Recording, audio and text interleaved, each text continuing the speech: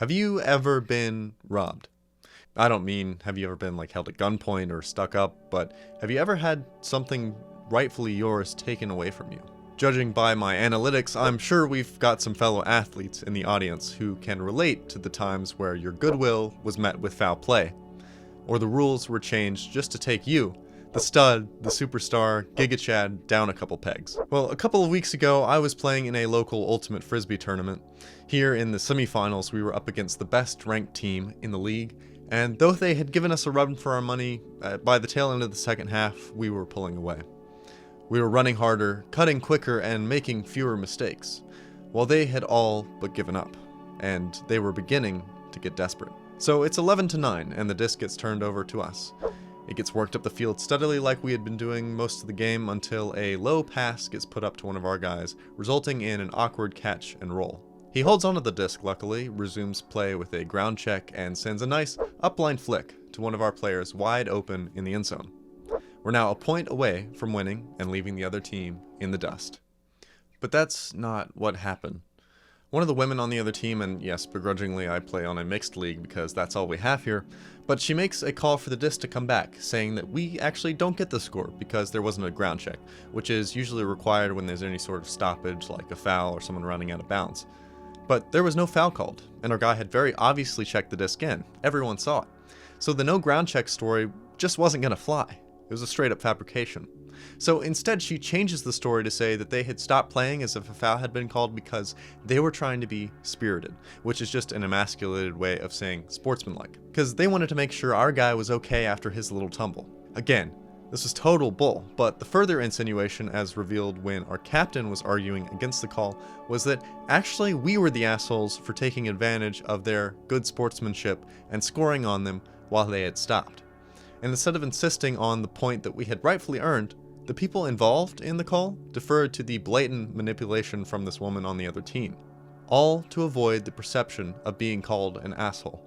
Soon after, the disc got turned over to the other team where they scored, making it 11-10 instead of 12-9, where they took further advantage of our shattered momentum to narrowly beat us out 12-13. The point though is that it is so common in modern Western society for men to relinquish what they know is right in order to avoid a negative perception. In modern Western society, we men have grown up being taught and believing that the chief virtue in life is not courage, justice, wisdom, or piety. It's to be nice. I just want to be a nice guy. I want to get along with everyone. I want to be popular and likable, etc., etc. How often do you hear excuses made for someone's character predicated by, well, he's a nice guy, but... Though you may strive to be nice, as you've been taught, or hold your tongue because what needs to be said isn't very nice, niceness has no moral gravity whatsoever. If you look at the etymology of the word, nice lacks the positive association that we grant it nowadays. It used to mean foolish, and then timid, and then something more like agreeable or dumb. Dumb can mean stupid, but also unable or unwilling to speak. It was only in the last 200 years that it became conflated with kindness. But make no mistake, they are not synonymous.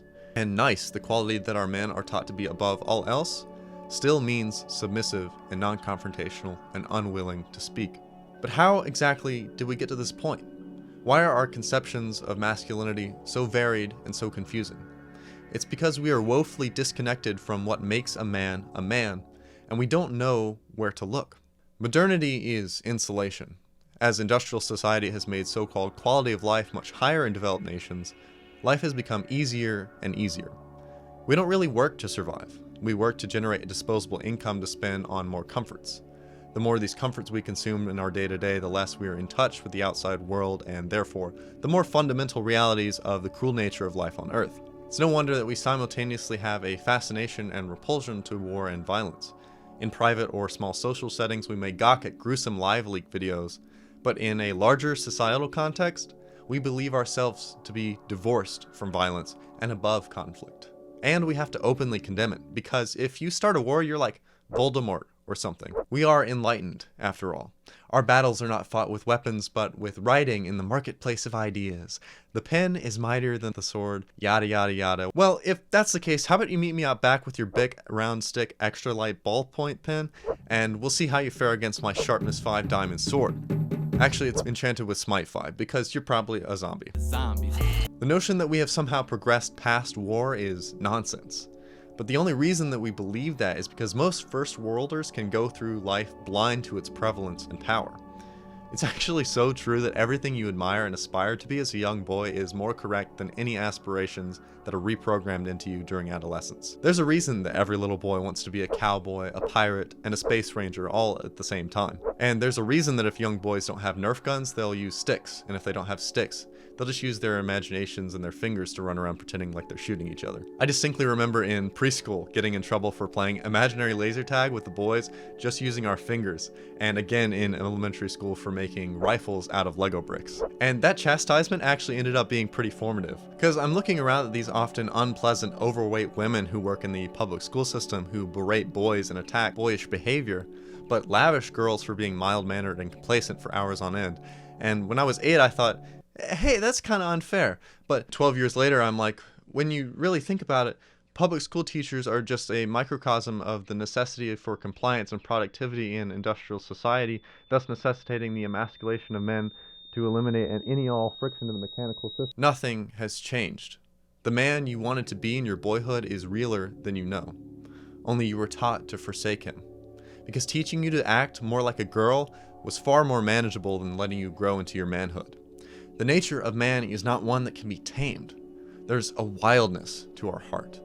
We are coddled to fear that fire.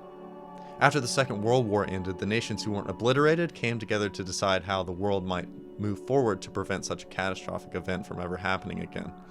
And just like the rest of history, a big council of nerds made the best decision for everyone for all time. These various globalist regimes and NGOs developed the concept of the authoritarian personality, particularly in the titular work written by these Jew nerds, which described a set of criteria outlining personality traits that could produce another Hitler. These were measured on what was called an F scale for fascism, which targets authoritarian, anti-democratic personality profiles, which include conventionalism, adherence to conventional values, authoritarian submission towards in-group authority figures, authoritarian aggression against people who violate conventional values, anti-interception, opposition to subjectivity and imagination, superstition and stereotypy, belief in individual fate, thinking in rigid categories, power and toughness, concern with submission and domination, assertion of strength, destructiveness and cynicism, hostility towards human nature, projectivity, perception of the world as dangerous, tendency to project unconscious impulses, and sex,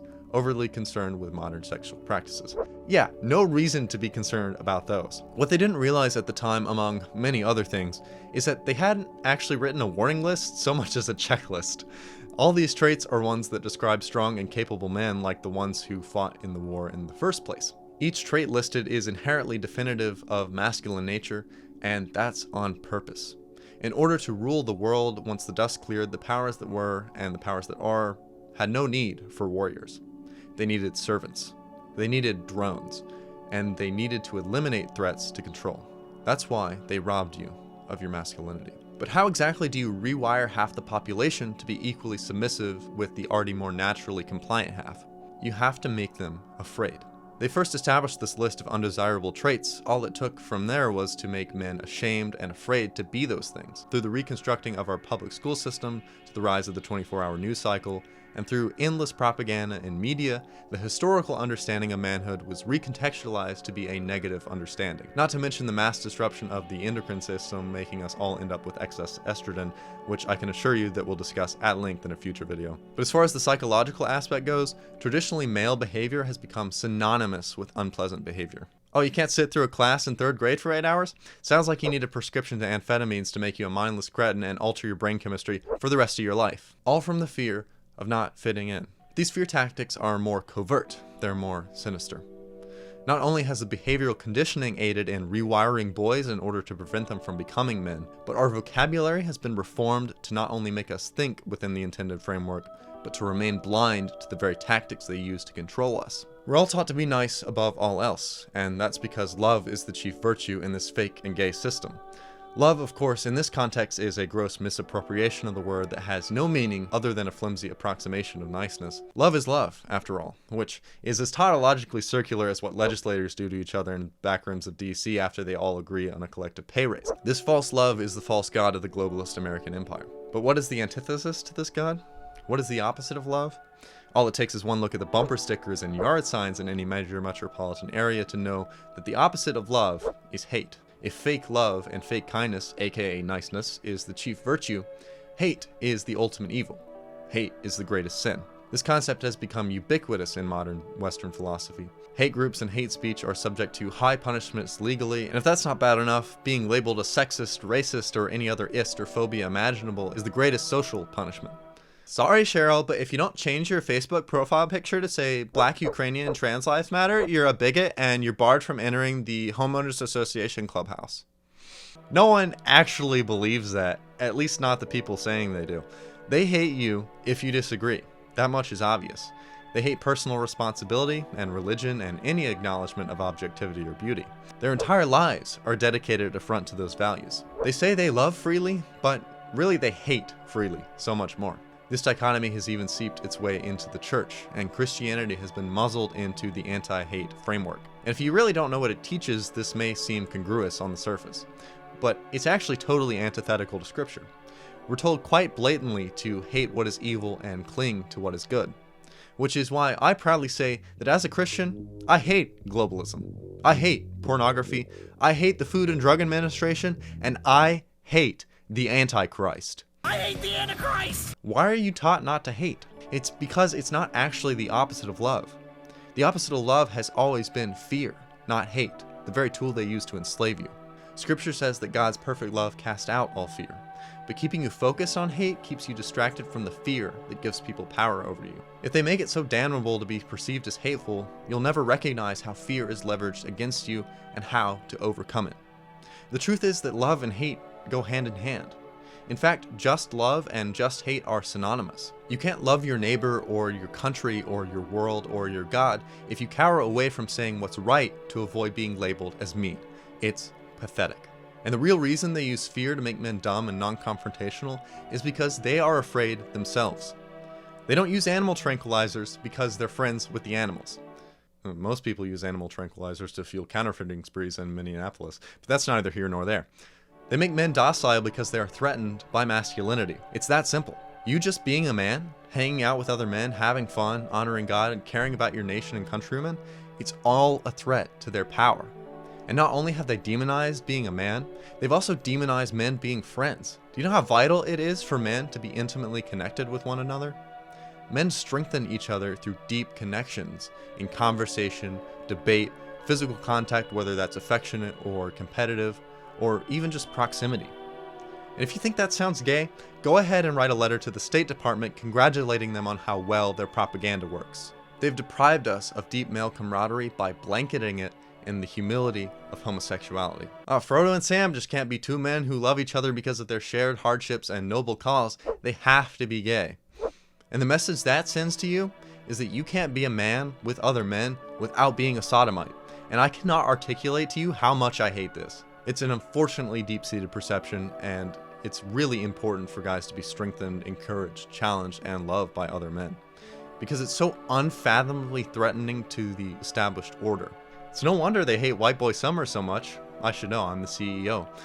But they can't stand a bunch of guys getting together and just having a little bit of reckless and irreverent fun.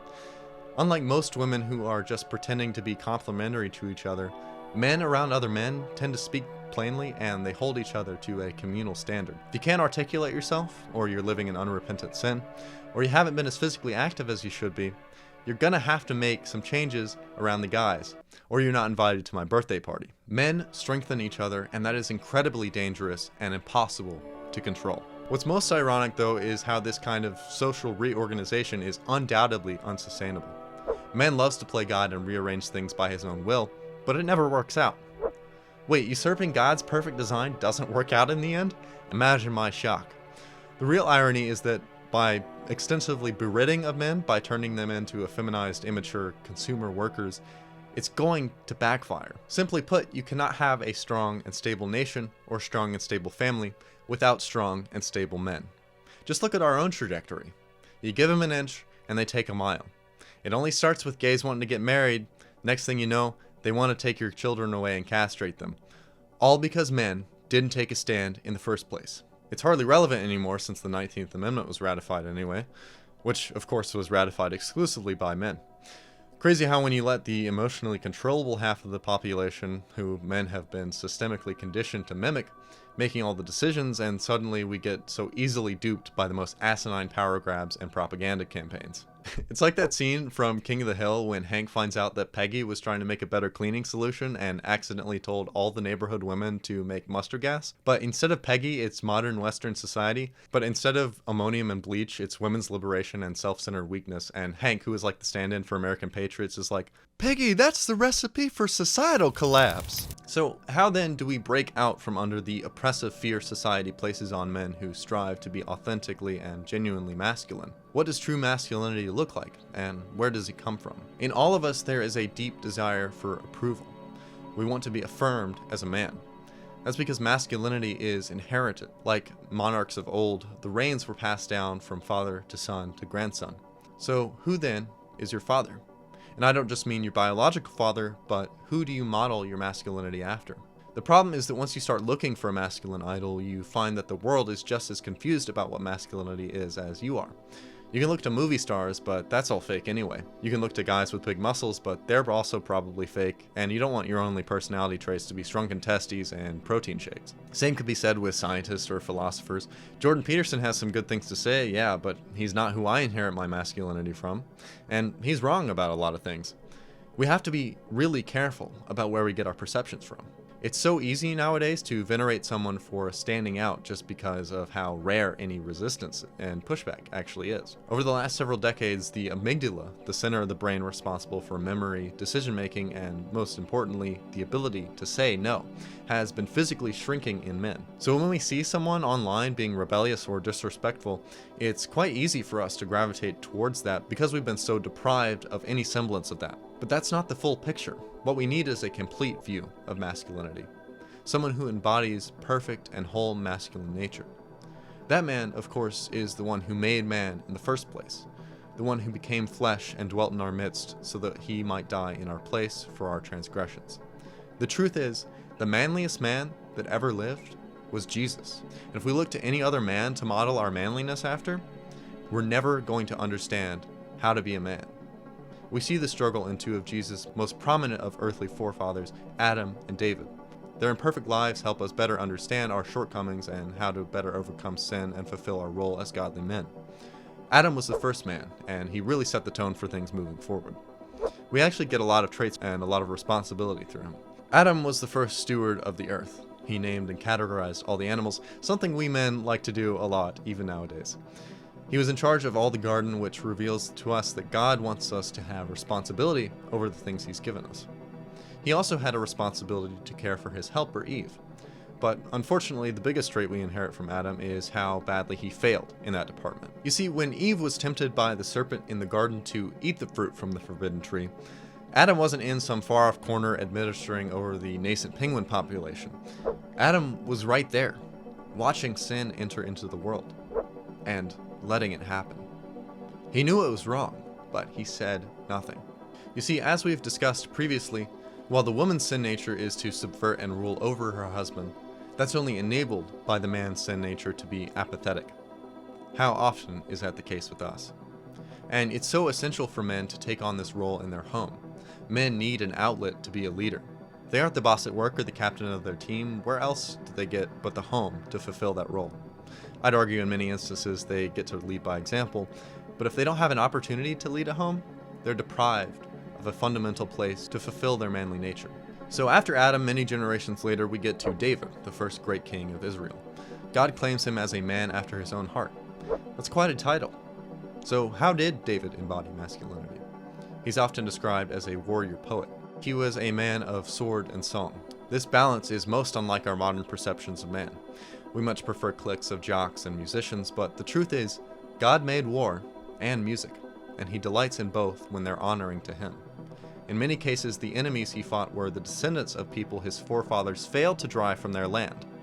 These pagan child-sacrificing groups were allowed to continue, and so cause great strife for future generations, just like if we don't snuff out evildoers, it will continue to do the same for our future generations.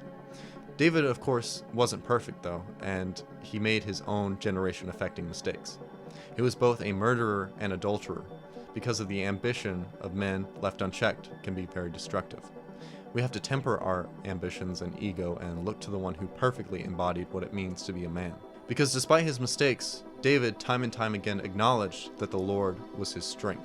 And who could be stronger than Jesus?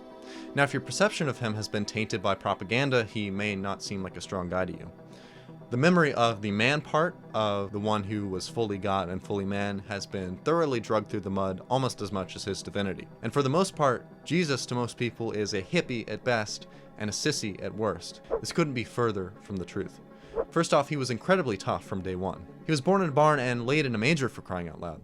Most babies nowadays couldn't spend 8.42 milliseconds apart from their iPad, much less have a sleepover with donkeys and sheep. Joseph was a carpenter, the profession Jesus almost certainly grew up practicing. And manliness and carpentry go hand in hand. This was no limp-wristed man, but a man who bore timber. Yet another foreshadowing of his eventual sacrifice. But what about his life in ministry? Was he trotting around in Judea telling people to just be nice to each other, man, or live and let live? Of course not. And unlike many of the people going around telling you that stuff, he certainly wasn't traveling in private jets and staying in 5-star hotels.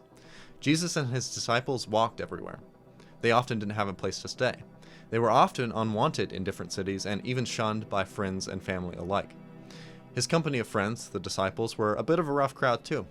They were fishermen, tax collectors, and zealot militiamen. And all of them sailed and made travel by boat. Does any of that sound not so manly to you? But what about all the turn the other cheek and love your neighbor and blessed are the meek stuff, you may ask? Well, I don't have the time to explain all that, but like David, Jesus wasn't just one-dimensionally rough and tumble. Jesus had a tenderness to him that is inherently masculine. He didn't embody niceness, but kindness. Like Adam, it's fundamentally manly to understand the beauty in creation and to care for other things and other people. This whole concept of the unfeeling man thing comes from a lot of places, but most recently from the over-exaggerated sex roles that we find in the 1950s. That's why I can't stand 50s LARPing so much. Everything in the 1950s was literally or spiritually plastic. That's to say it was fake and manufactured. There's nothing manly about not caring or showing emotion. Temperance is important, but as we've discussed, simply not caring or expressing truth or being arrogant is not masculine. Many times David, even to the chagrin of others, humbled himself before the Lord in both joy and sorrow. In fact, the shortest verse in the Bible, John 11:35, is when Jesus saw that his friend Lazarus, who he would soon resurrect, had died. He knew he was going to bring him back to life, but he loved his friend, and he felt the anguish he had gone through and that his sisters had gone through. As the verse says, Jesus wept. Not sniffled, not shed a tear, but wept. He was stronger and manlier than anyone else, the God of the universe among mortals. In addition to that, he was tender and meek and kind. Meekness, it should be noted, is not weakness, but strength and reserve. A strong man could easily hurt a baby, but in meekness, he treats it carefully. And kindness, of course, has never been the same as nice. Kindness means speaking the truth even when it's hard, or sticking it out with your companions far longer than it's convenient. Kindness is actively pursuing what is right in spite of what others think. Niceness is passively letting feel-good falsehoods exit your mouth, or preventing truths from doing the same. There's an undeniable and often mysterious depth to Christ, and it will keep you searching for more of him for the rest of your life. But you have to seek him out. Seek your Father in heaven, the one who made you a man, the one who gave you your name. It's the only way that we can overcome our fear of our own masculinity and reject the ridiculous and twisted falsehoods of modernity. There's actually an esoteric Bible theory shared by scholars that I always thought was kind of funny, but am now realizing actually might have some weight to it. It's a bit tongue-in-cheek, of course, but it posits that a certain reading of the Gospels would lead you to believe that Jesus was a pirate. He was a sailor, a wayfarer, and a wanderer after all. He was considered by many to be a criminal, an outlaw, and a rebel. His hometown wanted nothing to do with him, going so far as to threatening to throw him off a cliff. Like a true pirate, he was beloved by scoundrels and prostitutes. He cursed the religious leaders and even destroyed people's livelihoods when he cast a man's demons into a large herd of pigs, which were forced to drown themselves by the demons. Again, all this is pretty tongue-in-cheek, but most of these things sound more at home in a Pirates of the Caribbean movie than they do in a church service. All that's to say, don't let some cultural flimsy view of Jesus keep you from modeling your manhood after him. There's a poem that masterfully captures the manly nature of Christ that I did a reading of a few days ago called Ballad of the Goodly Fere, which you should totally check out after this video. In this poem, Ezra Pound explains just how revered Jesus was among his followers. He wasn't a man of books or scrolls or minced words. He was a man of sails and ropes and cords which he bound into a whip to drive out the man who shamed his father's house with their vain pursuit of wealth. Think about how we mentioned little boys making weapons out of sticks. Jesus did not have a weapon when he needed one, and he did the same thing. It's that integral to being a man. Not only that, but weapons themselves predate man. God set a flaming sword outside of Eden when he banished Adam and Eve. That means God created swords, and because we're made in his image, we love swords too. Every little boy wants to be a sword-fighting knight and a swashbuckling pirate, and you should never lose that. You were made in the image of God. To conform your image to anything else is a waste, and it will never be true manhood. How, then, exactly do we do this? Well, it's very well known of human psychology that we mimic what we're around, particularly what we identify with. If your primary view of masculinity is an incomplete and disingenuous one, I can guarantee you that it's because the men you look up to and surround yourself with are of the same caliber. If you love someone, you get to know them, and the best way to know Christ is to read his word. If any of this resonates with you or even raises an eyebrow, go read the Gospel of John again, or for the first time. You'll be amazed in what new light you see him. In a world that's receding into darkness, it's of the utmost imperative to draw close to the Savior. It's becoming more difficult day by day out there as the world hates you more and more for putting your identity in Christ. That, of course, is because they tremble before the awesome and mighty power of God. And when you become the man he made you to be, they see him and you, and they will tremble before you as well. I'll close with one of my favorite passages from literature that I think so beautifully displays the nature of God. Like all of C.S. Lewis's fiction, The Lion, the Witch, and the Wardrobe is built upon Christian allegory. Towards the beginning of the novel, when the Pevensey siblings first arrive in the magical woodland of Narnia, they're taken in by a beaver couple who are among a small remnant of creatures loyal to the true king of Narnia, Aslan, who is of course the Jesus figure in the story. But at this point, the children know nothing about Aslan, and Lucy, the youngest, asks, Is he a man? To which Mr. Beaver replies, Aslan, a man? Certainly not. I tell you he's king of the wood and the son of the great emperor beyond the sea. Don't you know who is king of the beast? Aslan is a lion, the great lion. Oh, said Susan, I thought he was a man. Is he quite safe? I shall feel rather nervous about meeting a lion. That you will, dearie, and no mistake, said Mrs. Beaver. If there's anyone who can appear before Aslan without their knees knocking, they're either braver than most or else just silly. Then he isn't safe, said Lucy. Safe? Said Mr. Beaver. Don't you hear what Mrs. Beaver tells you? Who said anything about safe? Of course he isn't safe. But he's good. He's the king, I tell you. He isn't safe, but he's good. And we shouldn't want safe. There's a war raging for the hearts of men, and no one is safe. But there is a side that's good. So we shouldn't be afraid to be men after his own heart. Men who embody both strength and kindness and make no concessions with either. And as for me, I will serve my father, the warrior, the poet, the king, the manliest man of all. Because the Lord is good, a stronghold in the days of trouble, and he knows those who trust in him.